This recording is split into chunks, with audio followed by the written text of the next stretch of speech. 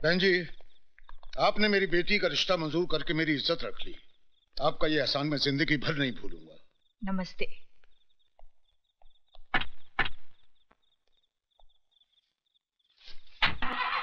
नमस्ते। चल चुप हो जा, तेरे पापा को फोन करती हूँ। I love you. चल। लो ये आ गए। मैं आप ही को फोन करने जा रही थी। क्यों? कोई खुशखबरी है क्या? सुनोगे तो खुशी से नाचने लगोगे। अरे वाह, तो लो हम पहले से ही नाच लेते हैं। सुनो ना, जज साहब आए थे, अपनी बेटी का रिश्ता हमारे राजा के साथ तय कर गए।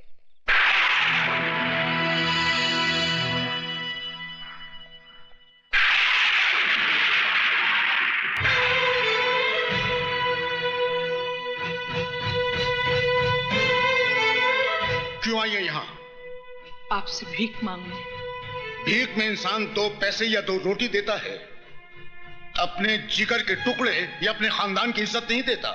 जज साहब, मैंने विजय को अपनी कोख से जन्म तो नहीं दिया, लेकिन अपनी छाती से लगाकर उसे पाला जरूर है। मैं उसके स्वभाव को अच्छी तरह से जानती हूँ। उसके दिल की धड़कनों को मीलों दूर बैठकर मैं सुन सकती हूँ। अगर उसे मधु का प्यार नहीं मिला तो वो खुद को मिटा देगा। जज साहब, वो खुद को मिटा देगा। जो इंसान पाप के बीच से पैदा हुआ हो उसका मर जाना ही बेहतर है। डैडी, विजय की जिंदगी कोई आपकी अदालत का मुकदमा नहीं है जिसका फैसला जब चाहा आपने सुना दिया। वो मेरा प्यार है, मेरा सुहाग है। आपको कोई हक नहीं है कि मेरे माथे से विजय के नाम का सिंदूर मिटा दें। मधु! चिल्लाकर आप हमारे प्यार की आवाज को दबा नहीं सकते। हमने मोहब्बत की है और इस आग को जो भी बुझाने की कोशिश करेगा वो खुद जलकर राख हो जाएगा। मारिए और मारिए, आप आपका हक वसूल कीजिए और मैं महबूबा का फर्ज अदा करूंगी। मैं तुझे जिंदा नहीं छोड़ूंगा।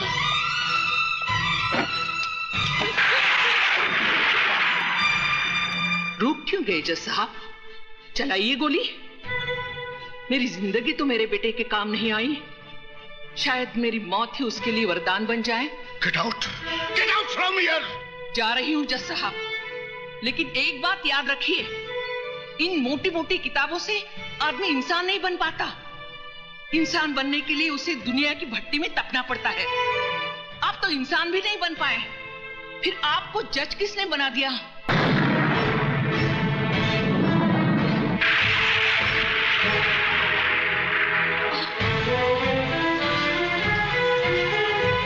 क्या हो मौसी? कुछ नहीं, घर ले चल मुझे। मौसी तो घर में नहीं है, वो तो जज साहब के यहाँ गई हैं। जज साहब के यहाँ? जी हाँ। साहब मौसी। क्या हुआ मौसी को? मौसी बाहर गाड़ी में साहब। बाहर गाड़ी में? जी।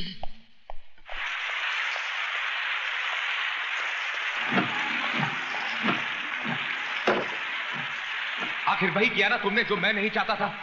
टेक दिया ना उस मगरूर जज के कदमों पे अपना माथा, जिसने हमारी पगड़ी को ठोकर मारकर उछाला था। क्या मिला तुम्हें ये सब करके? बस एक तुम ही थी इस दुनिया में जिसने मुझे अपनाया, छाती से लगाकर पाला, सर उठाकर जीना सिखाया। और आज तुम भी इस बेरहम दुनिया की तरह मुझे एहसास दिलाना चाहती हो कि मैं एक गटर का कीड़ा हूं, मेरा कोई वजूद नहीं। तुम चाहे मेरी जान ले लो, लेकिन मौत से बदतर जिंदगी मत दो। मेरी जिंदगी तो पहले ही बोझ बन चुकी है, तुम मेरे प्यार को भी बोझ बना देना चाहती हो। क्या समझती हो कि मैं मधु के बगैर जी नहीं सकता?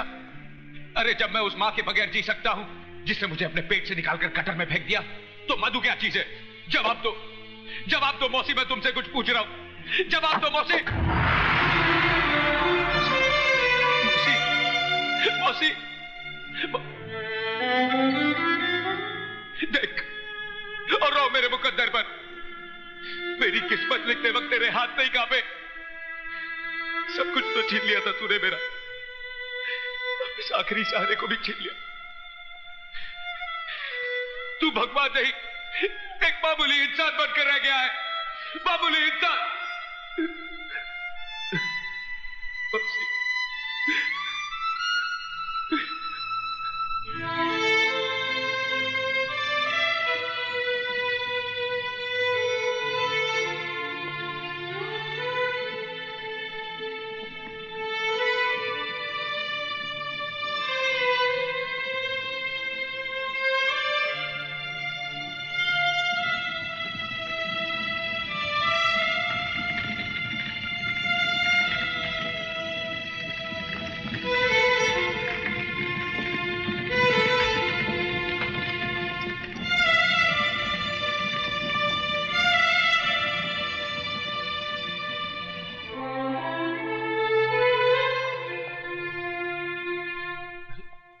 क्या कर रहे हैं आप?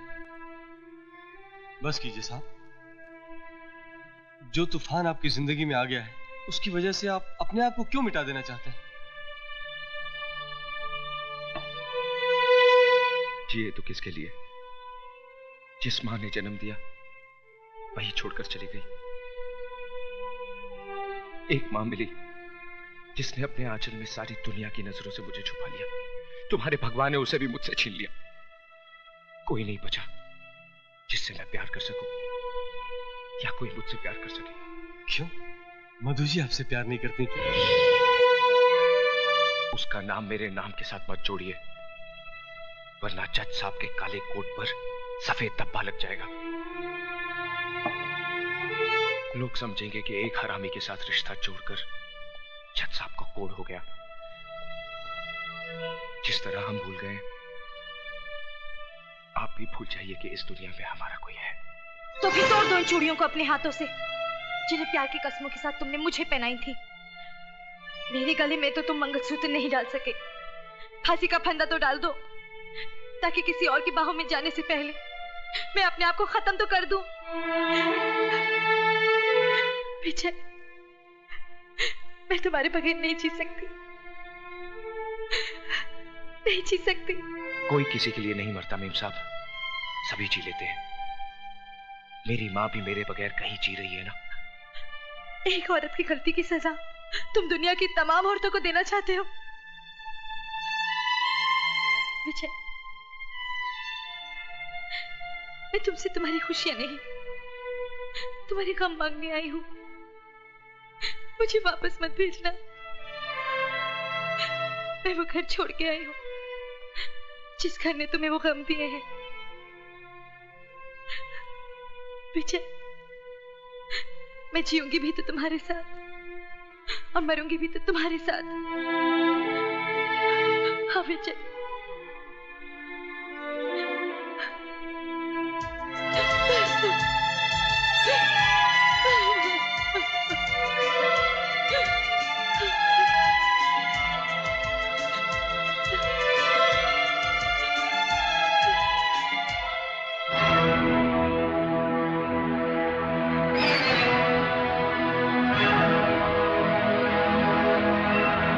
तुम अपने आप चलकर मेरे पास आती हो, या मैं इस हरामी की लाश पर चलकर तुम्हारे पास आऊं? इस हरामी की लाश पर चलकर तुम्हारे पास आऊं?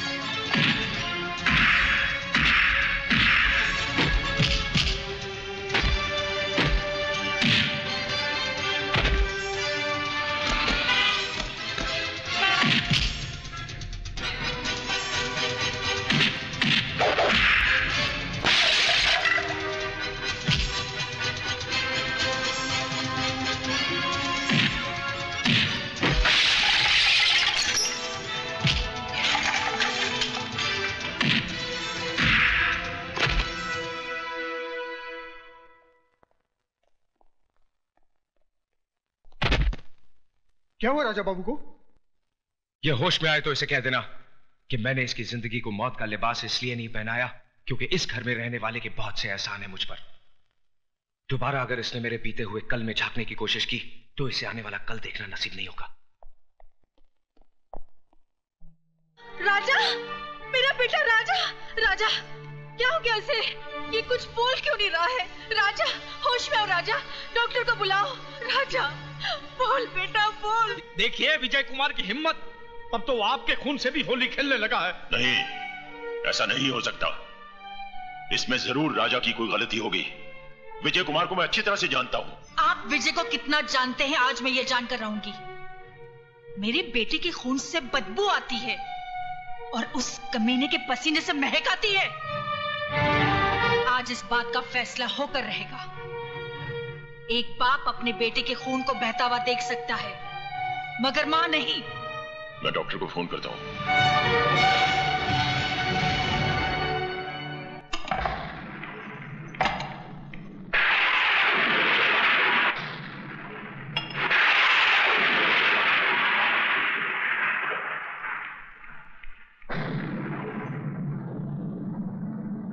अंधेरे में बैठकर अपना मुंह क्यों छुपा रहा है? अगर तूने अपनी मां का दूध पिया है तो आकर इस मां से मुकाबला कर जिसका खून तूने पानी की तरह बहाया है।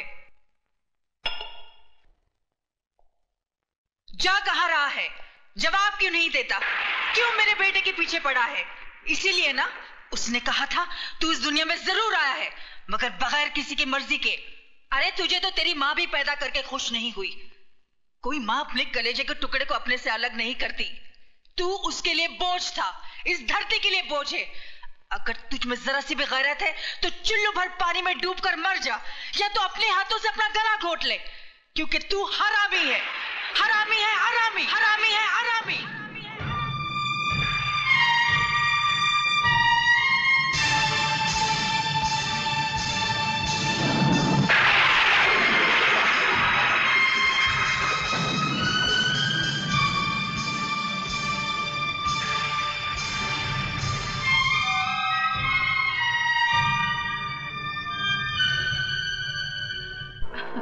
देखो देव, तुमने मुझसे प्रॉमिस किया है तुम बाइक आस्ते चलाओगे। तुम्हें पता है मुझे बहुत डर लगता है। ओहो, बैठ जाओ। देव प्लीज, मुझे बहुत डर लग रहा है। प्लीज आस्ते चलाओ, मैं तुम्हारे हाथ जोड़ती हूँ। मेरी बात कभी नहीं सुनते हो। तुम मेरी बिल्कुल बात नहीं सुनती हो। देखो रोको, संभाल के चला।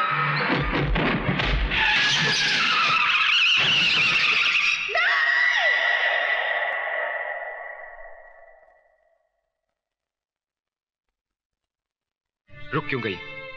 आगे बढ़िए और घोट दीजिए मेरा गला। सच कहती हैं आप, बिना पाप के नाम की जिंदगी बोझ बन गई है। जिस मां ने मुझे जन्म दिया उसने तो मेरे साथ इंसाफ नहीं किया। आप भी थोड़ी देर के लिए मेरी मां बन जाइए और मुझे अपनी नाजायज औलाद समझकर मेरा गला घोट दीजिए। घोट दीजिए मेरा गला। मेरी मौत आपकी जिंदगी को खूब दुआएं देगी। घोट दीजिए मेरा गला, घोट दीजिए, घोट दीजिए मेरा गला।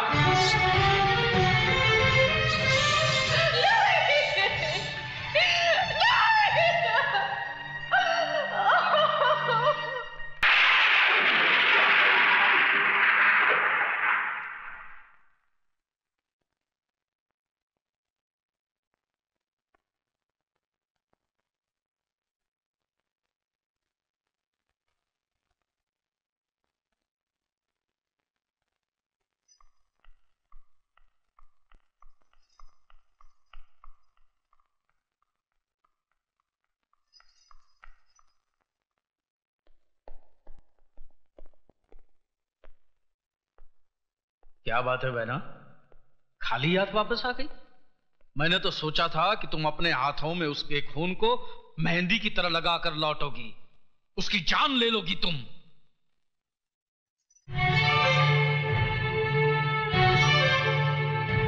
20 साल से वो मरा वही था मेरे लिए। क्यों कहा था मुझसे कि मेरा बेटा मर गया? ये तुम क्या बक रही हो? मेरी तो समझ में कुछ नहीं आ रहा। झूठ बोल रहे हो तुम। उस दिन भी तुमने झूठ बोला था और आज भी तुम झूठ बोल रहे हो। बहन, मैं तुम्हारी सौगंध खाकर। तुम जैसे भाई में और एक कसाई में कोई फर्क नहीं है। अगर तुमने विजय की बाप की शक्ल देखी होती तो अपनी मनहूस शक्ल मुझे कभी नहीं दिखाते। ये देखो,